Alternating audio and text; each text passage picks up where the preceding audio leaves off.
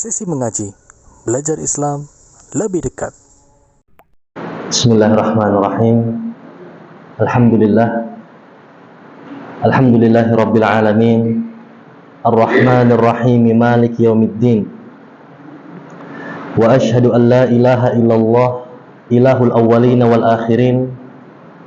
A'adal jannata lil muttaqin wa khallada fin naril kafirin wal munafiqin wa tawa'ada al-'usata bil 'adabil muhin.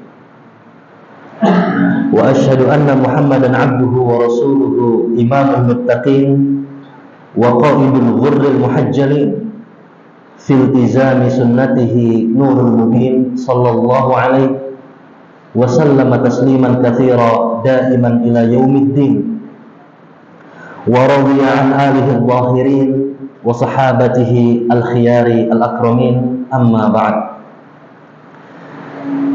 Ikhwani wa akhwati jamaah Masjid Mahmudah Al-Mahmudah, a'azzakumullah, uhayyikum bi ahlas salam. Saya menyampaikan satu ahlas salam, ucapan salam termanis, bi tahiyyati ahlul Islam, tahiyah sapaan salam di antara kaum muslimin, wa bi tahiyyati ahlul jannah, dan sapaan salam para penghuni surga kelak. Assalamualaikum warahmatullahi wabarakatuh.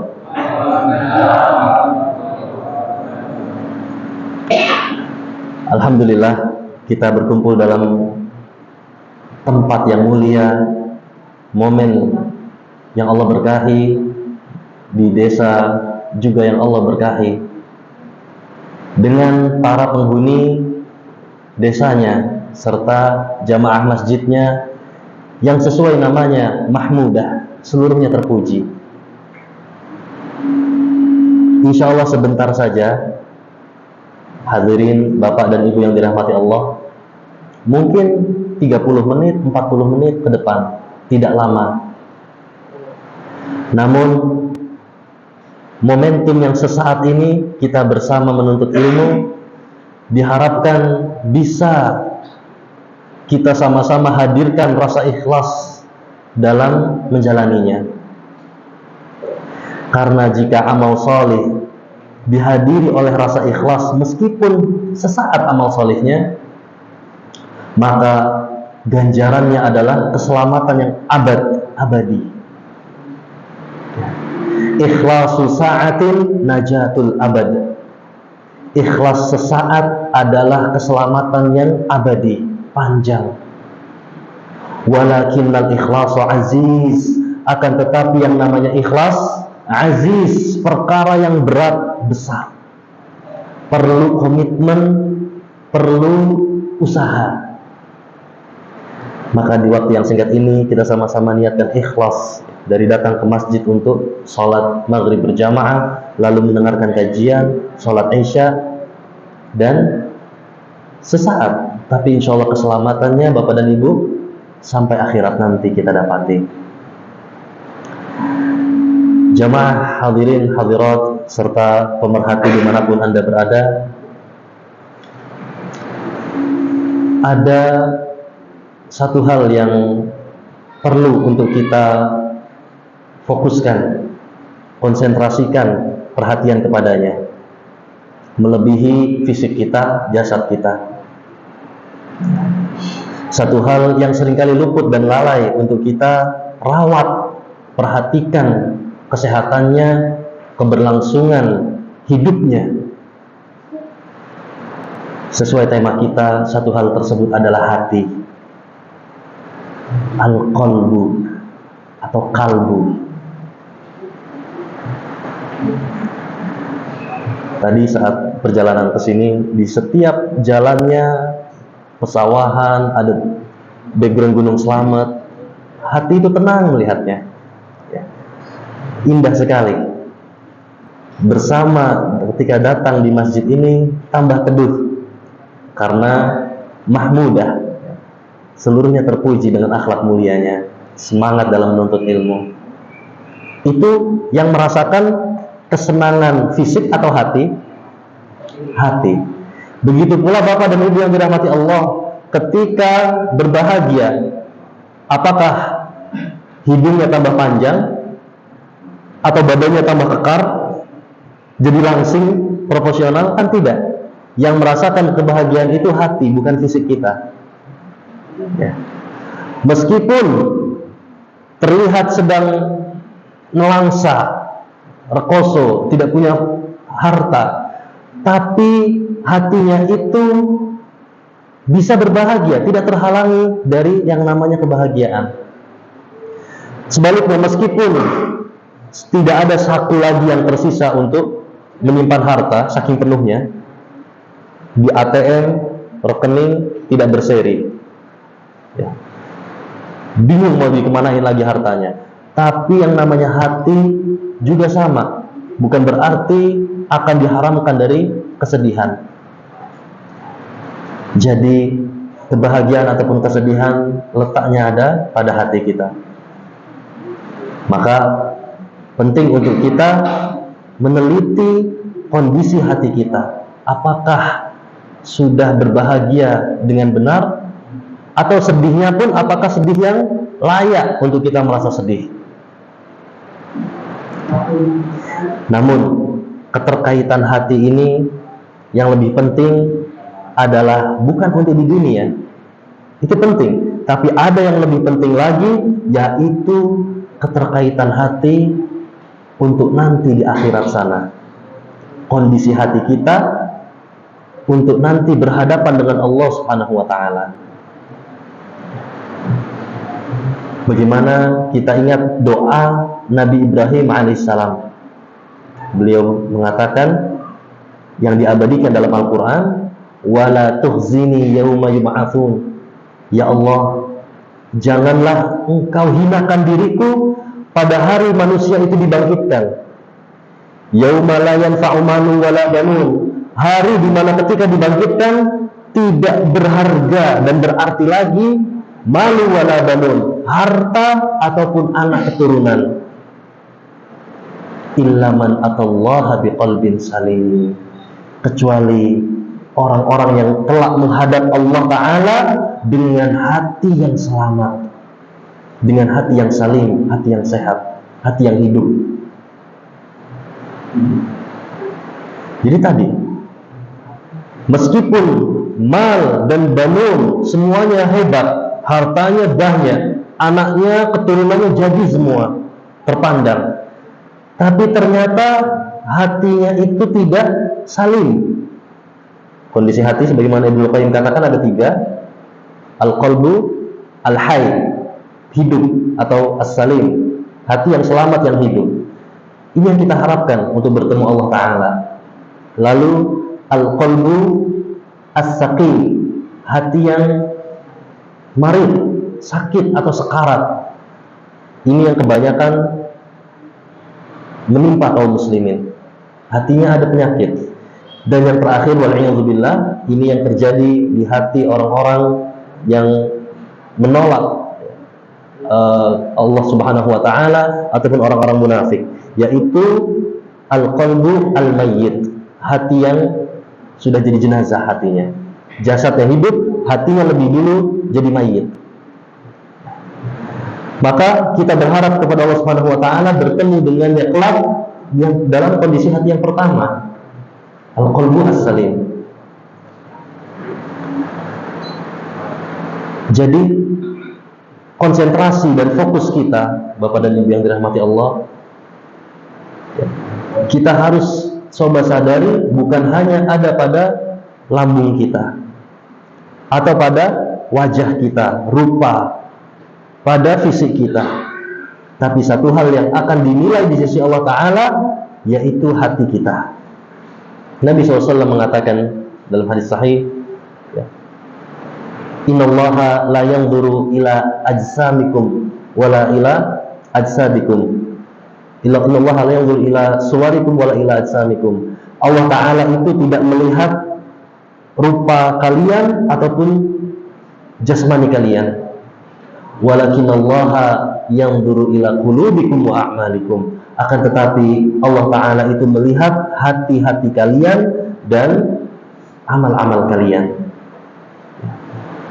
Jadi Bapak dan Ibu yang dirahmati Allah, kalau kita melakukan hobi olahraga misalnya, biasanya yang sudah tua-tua itu perlu dan punya hobi untuk kesehatan tubuhnya, main badminton, sepedaan, ya, macam-macam olahraga, bisa seharian. Badminton bisa sampai larut malam, atau sepedaan bisa setengah hari. Itu kan untuk fisik kita. Atau yang wanita, para ibu-ibu biasa di depan cermin sejam 2 jam, ya. Masih kurang, nanti di pantulan kaca mobil ngaca lagi, di jendela orang ngaca lagi. Itu lah boleh, tidak mengapa. Tapi sungguh disayangkan jika kepada satu hal yang sangat berarti, yaitu kalbu, hati kita, perhatiannya tidak lebih besar, perhatiannya kurang, atau bahkan malah tidak diperhatikan, ya. Kalau kita misal main futsal bisa 2 jam atau 1 jam lah sudah capek. Kita ngaji, tadarus, tilawah untuk hati kita, seharusnya minimal samakan. Bapak Ibu 2 jam tadarus tanpa mengeluh, tanpa bosan, ngantuk, bisa tidak? Insya Allah bisa. Kan nanti Ramadan, ya. Dan Ramadan lalu kita sudah buktikan banyak tadarusnya. Ada program-program dari masjid, ya. Nah, jadi jangan sampai kalah perhatian kita untuk hati kita. Karena ukuran baik atau tidaknya seseorang bukan dari rupanya, jelitanya, rupawan cantiknya, tidak. Hartawan atau fulusnya, tidak. Namun dari kalbunya. Ini barometer utama seorang hamba. Nah, Bapak dan Ibu yang dirahmati Allah, mari kita terawang sejenak hati kita, teliti hati kita. Saat ini kondisinya apa? Dari 3 kondisi hati yang Ibnu Qayyim sebutkan, ya. Nah, dalam momen kebersamaan kita ini mungkin akan saya bahas yang pertama, musuh dari hati, pantangan hati, ya. Kan mencegah lebih baik daripada mengobati, ya. Jadi apa sih yang bisa menjadikan hati kita itu sakit? Dan kalau sakit apakah dibiarkan? Kalau dibiarkan bisa berbagai macam penyakit, ya. Jadi bisa sekarat. Banyak kompilasi penyakit yang datang sehingga menjadi tahapan yang paling buruk, yaitu mayit, mati hatinya. Kita bahas itu beberapa hal yang bisa menjadi penyakit hati. Lalu berikutnya, bagaimana kita menghidupkan hati kita, ya. Kalau sudah sakit, bagaimana mengobatinya? Bapak dan Ibu yang dirahmati Allah Subhanahu wa taala, kalau dijadikan tema, sebab penyakit hati itu sebetulnya panjang. Tapi coba kita bahas secara ringkas. Ada beberapa yang disebutkan oleh Ibnu Qayyim rahimahullah taala juga tentang asbabu maradil qalbi, sebab-sebab penyakit hati. Yang pertama yaitu fudulul kalam. Fudulul al-kalam, terlalu banyak berbicara. Dalam hadis Umar bin Khattab radhiyallahu taala anhu, Nabi SAW bersabda, la tukthirul kalam bi ghairi dzikrillah. Jangan kalian banyak bicara jika itu bukan zikrullah, mengingat Allah atau zikir. Fa inna kathratal kalam min ghairi dzikrillah qaswatun lil qalbi. Karena banyak bicara bukan dalam rangka mengingat Allah, itu adalah qaswah, pengeras bagi hati. Wa inna ab'adan nasi yaumal qiyamah, sesungguhnya yang nanti di hari kiamat paling jauh dari Allah Subhanahu wa taala adalah orang yang paling keras hatinya. Nah, maka kita perlu perhatikan, Nabi juga mengatakan, man kana yu'minu billahi wal yawmil akhir falyakul khairan aw liyasmut. Ini selaras. Yang pertama Nabi bilang, jangan banyak bicara kecuali zikrullah. Itu mengeraskan hati kalau banyak bicara. Yang kedua Nabi bilang, barang siapa yang beriman kepada Allah dan hari akhir, hendaknya ia berkata yang baik atau diam. Dan zikrullah adalah sebaik-baiknya kalam. Wa khairu dzikrillahi tilawatul Quran. Dan sebaik-baik zikir kepada Allah adalah membaca Al-Quran.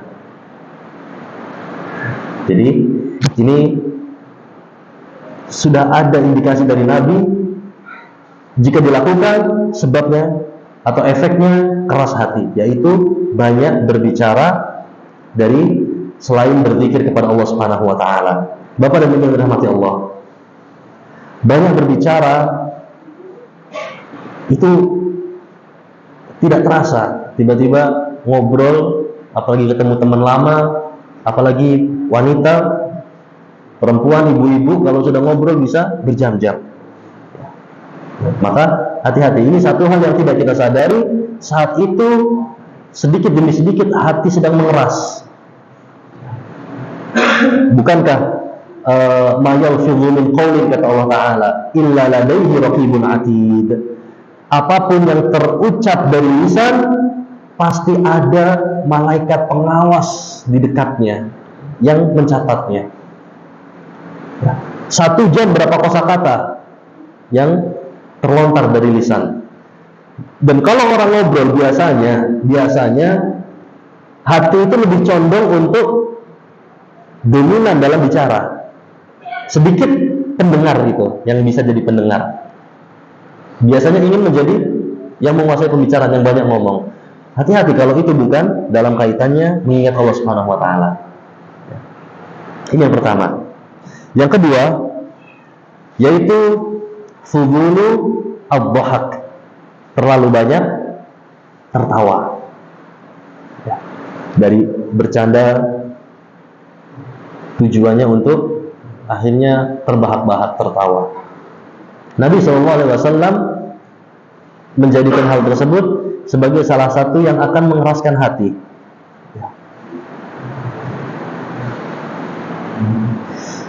Nabi SAW itu tertawa juga, beliau tertawa. Nah, ada batasannya, namun beliau itu tertawa sampai hanya terlihat gigi serinya saja, tidak sampai terlihat gigi gerahamnya. Kalau sudah sampai terlihat gigi geraham, itu berarti terbahak-bahak namanya. Jadi ada tahapannya. Yang pertama tabassum, senyum, yang gigi tidak terlihat. Nabi sering, bahkan dalam riwayat athar sahabat dikatakan, ma ra'aitu Rasulullah SAW, tidaklah aku melihat Nabi SAW kecuali beliau dalam keadaan bersama, kondisi tersenyum. Ya. Jadi Nabi ramah. Nah, ini nggak apa-apa, bahkan sunnah. Tabassumuka fi wajhi akhika shadaqah. Senyum kita sedekah untuk saudara kita. Lalu yang kedua, ini Nabi lakukan tapi jarang, yaitu tertawa yang tidak sampai terlihat geraham. Nah, dan yang ketiga itu namanya ad-dhahik. Dan yang ketiga al-qahqah atau terbahak-bahak, ini yang Nabi tidak pernah lakukan. Dan itu yang kalau dilakukan terus-menerus akan mengeraskan hati. Nah, apalagi jika tertawanya dengan unsur-unsur yang mengandung kebohongan. Sengaja bohong supaya lucu, supaya tertawa. Ini makin-makin mengeraskan hati. Lalu berikutnya,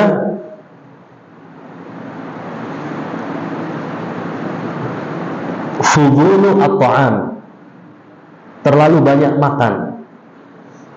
Ini terlalu banyak mikirin makan. Selesai makan siang, sudah kepikiran makan malam apa ya. Nah, sudah makan siang, masih ada makan-makan lainnya sebelum malam misalnya. Maka fudulu at-ta'am ini juga menjadikan seorang hamba hatinya semakin keras, terlalu banyak makan. Kalau makan sesuai kebutuhan, selesai dan berhenti sebelum kenyang, itu thayyib. Itu adalah menyehatkan. Apalagi kalau makannya dengan adab yang Nabi SAW ajarkan, zikir, doa makan, lalu berhenti sebelum kenyang, lalu bersyukur kepada Allah Ta'ala, panen pahala di satu meja makan. Nabi SAW mengatakan, at-ta'imu syakir fi manzilati sha'im as-sabir. Orang yang ta'im, makan, tapi dia syakir, bersyukur, alhamdulillah tempe, alhamdulillah terong, tapi dia bersyukur, nikmat, tidak mengeluh. Fi manzilati sha'im sabir, ia berada dalam derajat orang yang sedang sha'im, puasa, dan puasanya itu penuh kesabaran. Kita puasa mungkin mampu seluruhnya, tapi yang bisa sabar tanpa mengeluh, tanpa menunjukkan ekspresi lemas, itu kan sedikit. Padahal itulah definisi sha'im sabir, puasa dan sabar. Nah, ternyata Allah Ta'ala dengan rahmat yang luas menjadikan seorang muslim yang sedang makan, tidak puasa, tapi dengan adab dan juga bersyukur kepada Allah Ta'ala, itu satu derajat manzilah dengan orang yang puasa dan dia sabar. Makanya Bapak dan Ibu yang dirahmati Allah, kalau kita lagi puasa, jangan memandang rendah yang tidak puasa. Bisa jadi dia satu derajat dengan kita yang puasa karena dia sedang bersyukur dalam makanannya. Ini. Dan Nabi tidak pernah menghina makanan atau mencela makanan. Tapi jangan sampai kebanyakan, itu mengeraskan hati. Ya, as-sulusu lit-ta'am, ya.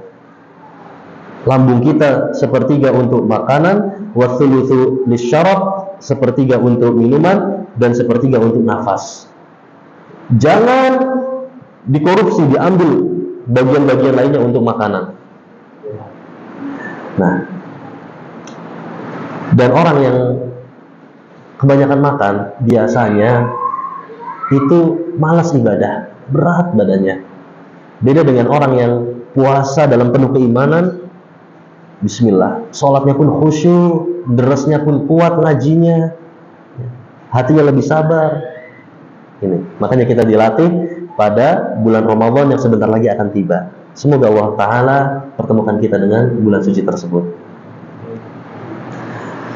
Dan berikutnya, fudulu al-mukhalatah, terlalu banyak mukhalatah, bergaul.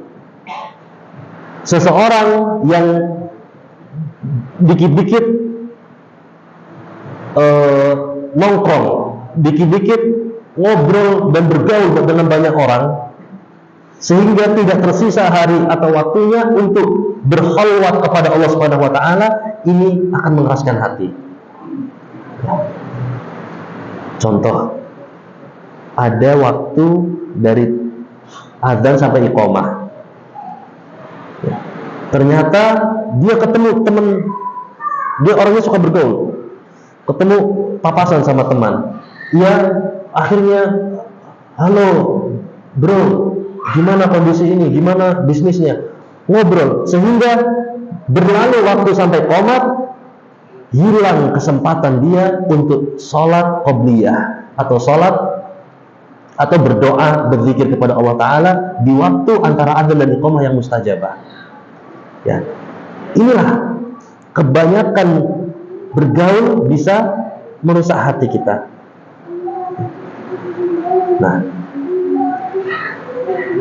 nanti akan ada salah satu yang bisa menghidupkan hati kita, ya, itu lawan dari fudulul mukhalatah, yaitu latih diri kita untuk terbiasa menyendiri, bukan menarik diri dari masyarakat atau keluarga, bukan, tapi untuk bisa seimbang dalam bermuamalah dan juga dalam berkhalwat kepada Allah Subhanahu wa Ta'ala, waktu khusus dengan Sang Pencipta. Toh nanti Waktu kita akan kita habiskan paling lama sendiri atau bersama-sama? Sendiri. Bahkan dengan istri kita, anak kita, keluarga kita, paling puluhan tahun. Nanti kita sendirian itu benar-benar dalam jangka waktu yang lebih panjang. Jadi biasakan untuk merasa aman dan nyaman meskipun sendirian, tapi untuk ibadah kepada Allah Subhanahu wa taala, bukan untuk bermaksiat. Berikutnya yaitu fudulu an-naum. Terlalu banyak tidur. Ini juga mengeraskan hati. Lihat kebiasaan kita dalam 24 jam harian. Apakah tidur kita cukup atau tidak? Kalau kurang, maka kita beri hak untuk tubuh kita istirahat. Tapi kalau kelebihan, hati-hati, itu mengeraskan kalbu kita. Banyak kebaikan akan terlewat ketika seseorang menghabiskan waktunya untuk tidur. Bukankah kelak kita akan tidur dalam waktu yang panjang yang hanya Allah yang tahu sampai kapan? Dalam kondisi membangkai menjadi bangkai, tidur kita di liang lahat kita. Maka jangan terlalu lama kita habiskan waktu kita untuk tidur. Berikutnya yang merusak dan mengeraskan hati adalah tulal amal. Tulal amal, panjang angan-angan. Ya. Nanti saya akan ini, nanti saya akan itu. Tanpa ia perhatikan hak dan kewajiban dia sebagai hamba pada hari tersebut. Sehingga harapan-harapan yang ia miliki menjadikannya lupa terhadap Allah Ta'ala sang pencipta dan juga negeri akhirat tempatnya nanti kembali. Nabi SAW pernah dalam suatu momentum dengan para sahabatnya khatta khututan, menggaris di tanah sebuah garis, menggambar sebuah garis, dan diberikan khutut, garis-garis lain di garis panjang tersebut. Lalu disebutkan, ditanya oleh para sahabat, "Ma hadza ya Rasulullah?" Apa ini? Nabi jawab, "Hadzal insan." Ini manusia. Dan yang masih maju panjang itu adalah angan-angan. Dan di garis satu garis panjang, wa hadzal maut. Ini kematian yang akan memupuskan segala angan-angan yang panjang. Pikirannya sudah 1000 tahun ke depan, tapi di dunia, untuk dunianya, bukan untuk akhiratnya. Sehingga waktu yang berlalu banyak habis untuk khayalan-khayalan, al-amal, impian-impian kosong. Bahkan waliyadzubillah, jika ada unsur keharaman dalam angan-angannya. Kalau saya jadi raja, saya mau punya istri 100 seperti para raja dahulu misalnya. Angan-angan yang mustahil. Apalagi umat kita maksimal 4. Lalu Nabi SAW katakan, Bapak dan Ibu yang dirahmati Allah, penting memang kita itu visioner, memandang ke depan. Tapi Nabi SAW katakan, man asbaha minkum mu'afan fi sirbihi, man asbaha minkum mu'afan fi jasadihi aminan fi sirbihi wa indahu qutu yaumihi faka'annama hizat lahu dunya. Barang siapa pada pagi hari seseorang mukmin bangun mu'afan fi jasadihi, tubuhnya sehat hari itu, aminan fi sirbihi, dalam kondisi aman di bawah naungan atap rumahnya, di keluarganya, wa indahu qutu yaumihi, dan dia punya makanan pokok untuk hari tersebut, faka'annama hizat lahu dunya, maka seakan-akan dunia itu terbentang untuknya.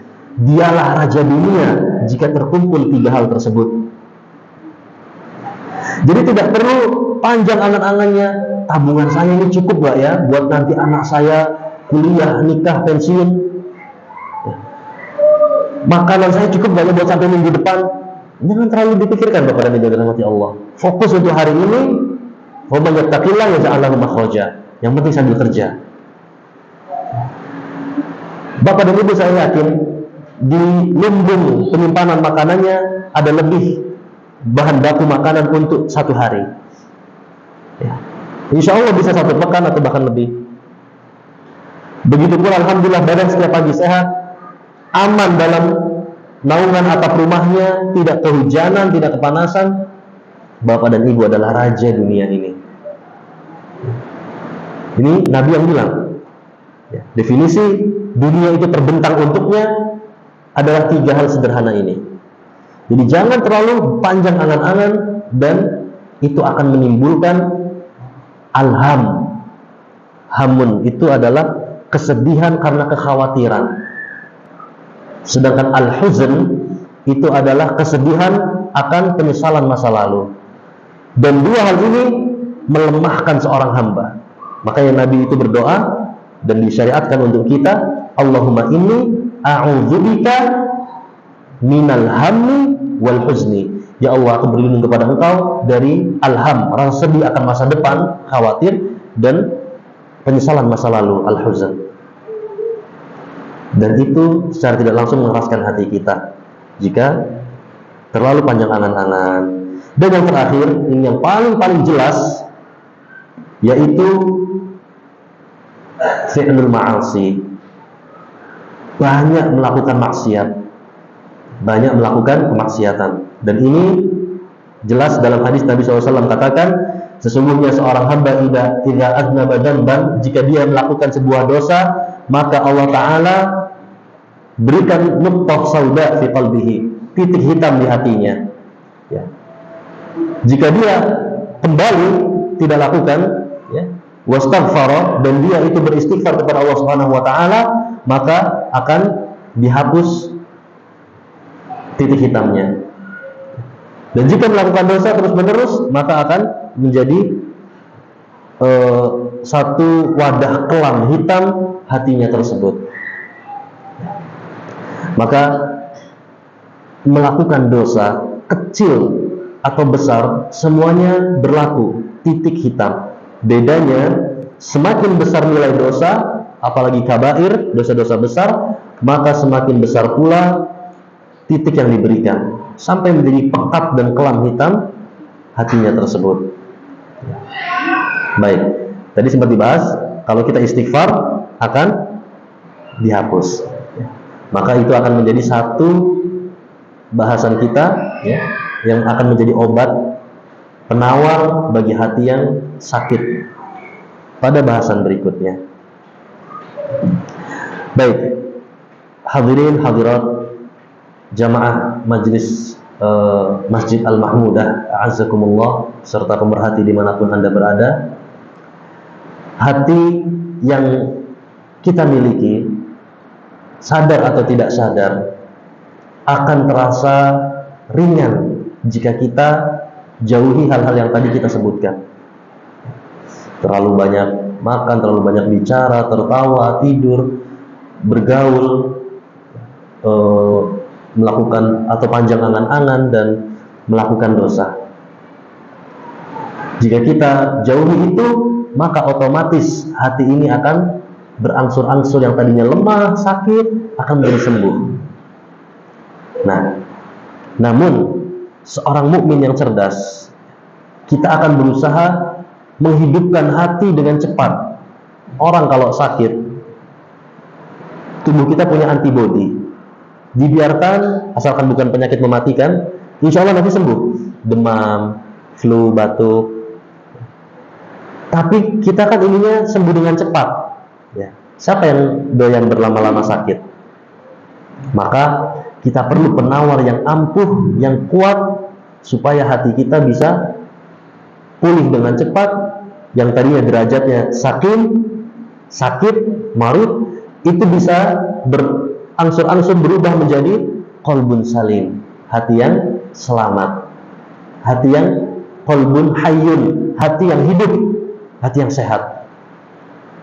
Maka cara yang paling Ada beberapa cara, namun kita akan bahas beberapa cara yang paling ampuh. Yang pertama, kiat untuk menghidupkan hati adalah bihifdzil lisan, dengan menjaga lisan kita. Tadi di awal itu menjadi satu hal yang paling utama setelah dosa yang merusak hati, yaitu fudulu al-kalam, banyak bicara. Nah, maka cara pertama untuk kita menghidupkan hati kita supaya selamat adalah menjaga lisan. Nabi SAW bersabda, la yastaqimu imanu abdin hatta yastaqima qalbuhu. Tidak akan istiqomah keimanan seorang hamba, tidak akan lurus sampai lurus hatinya. Wala yastaqimu qalbuhu hatta yastaqima lisanuhu. Dan tidak akan lurus hati seorang hamba sampai lurus juga lisannya. Jadi kuat keterkaitannya antara iman, hati, dan lisan. Ingin iman kita kuat, istiqomahkan hati. Dan hati bisa istiqomah hanya jika lisan kita terjaga, juga lurus istiqomah. Nah, ini disebutkan oleh para ulama bahwa hati itu seperti wadah. Seperti wadah. Dengan apa kita isi, maka hati itu akan menampung. Nah, seperti wadah yang mana corongnya atau mulut wadahnya itu adalah 3. Al-kalam, mulut, lisan, an-nazar, penglihatan, dan as-sama, telinga, pendengaran. Hati kita ini, wadah ini diisi dengan apa yang kita dengar, apa yang kita lihat, dan yang paling banyak itu apa yang kita lontarkan, yang kita ucapkan.